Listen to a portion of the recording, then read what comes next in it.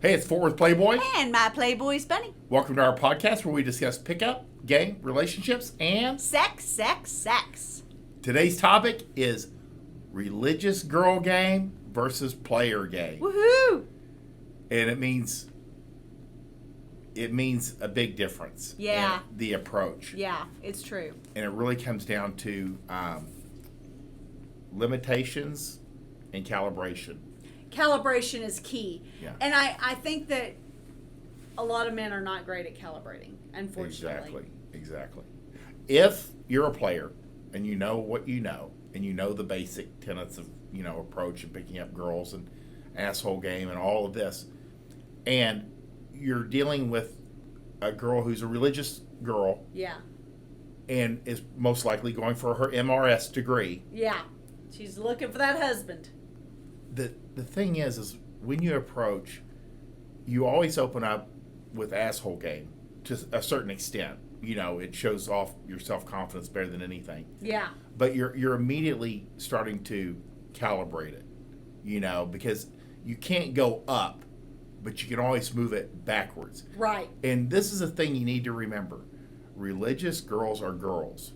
So the things that turn girls on, turn them on. It's true. It's more like further down the road that you'll have to be very cautious. It really changes the game, like when she can't have sex before marriage. Right. There's all kinds of things that, we don't have the tools for. And when you realize that she's actually just wanting to get married, yes, and have babies and yeah, have a family, and you're like, oh, yeah, and it depends on what you want, But when you approach religious girl and you suspect that you're on a Christian school campus, that's she'll get. Make no mistake, everybody mixes together. But if you start getting those signals that she's practicing and devout, you have to tab the asshole game back, right? Because it will blow her out. Yeah.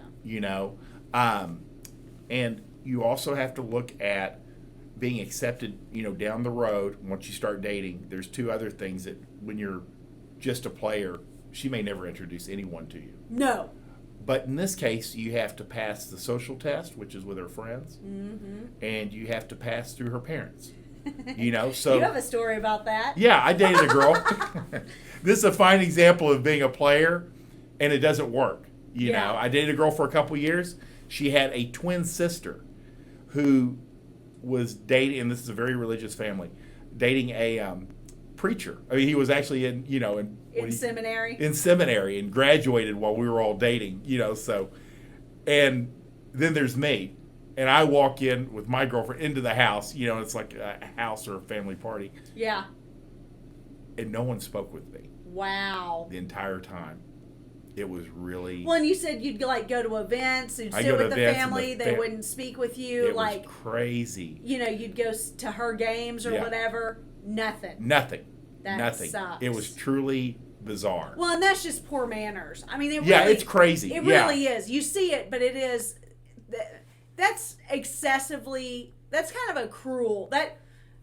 That's what gives religious people a bad name as well. Yeah, you don't see it at that extent. Usually, they'll be cordial, but behind the scenes, they'll work you out. And that's how families usually do it. But sometimes on the extreme side, they don't want you around. Especially, if people know who you are, what you do. They can tell. Yeah, when parents you walk in can the room. tell. Yeah, parents can see you guys coming a mile away. Yeah, that's exactly. Because how old was she at the time? Early college. Okay. And I was probably 3 or 4 years older. Yeah. Yeah. So they saw you coming a mile away. They're still. Oh yeah. And so that's what you have to know. And if you decide this is a girl that you want to marry, you have to kind of clean it up. Yeah. And downplay it. And and it's funny because people will come back around and you just say, yeah, I used to kind of run around a little bit. Right. And then you just change the subject. Well, we have a great example of this just in our own gym. A personal training client, he tells story after story after story to us about his player days. But quite literally, he says, and he's very open about it. He's the driest.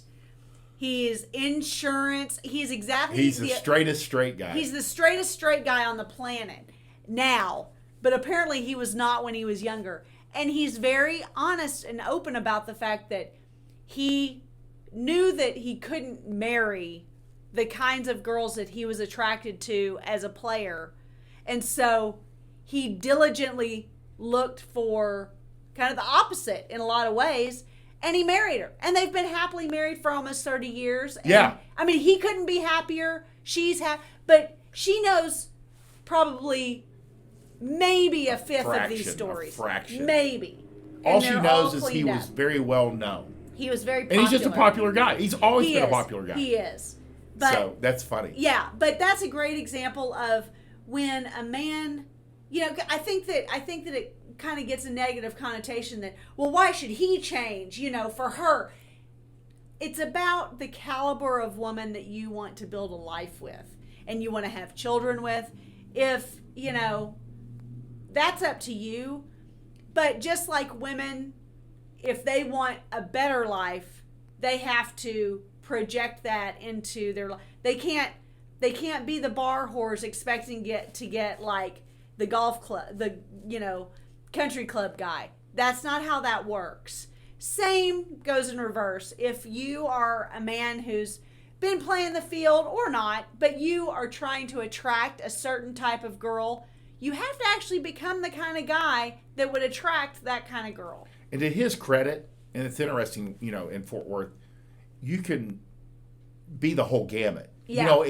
If you're savvy enough and are exposed to it, you can move up in affluence. Absolutely. Absolutely. That's not available everywhere. No, I would say that's true. Yeah. But I think the savvy ones get out of the areas where it's not available. Good point. Yeah. They know better than to leave themselves in some place where they're it's a dead end. So, I guess the bottom line is if you do run into a religious girl, you're going to find out as you run your game on her, you have to tab it back and just know that there's some hoops that you may or may not be able to actually get through. Or want to, because it may not be of interest to you once you kind of get talking. I mean, that's fine too. Yeah. That's fine too. Good. If you like this podcast, please like, subscribe, share with your friends. If you like this kind of content that's kind of easily digestible, like, tab it back on if you're trying to hook up with religious girls, that kind of thing. Fort Worth's basic training books are on point for exactly this kind of thing. Bite-sized information, lessons, etiquette, dating and dynamics that you guys need to know. And whether you know it or not, whether you've been taught it or not in the past, it's great reminders or first run lessons. So the kind of lessons that either no one taught you in the first place or that you were taught and kind of have let slide and you just kind of need the reminders.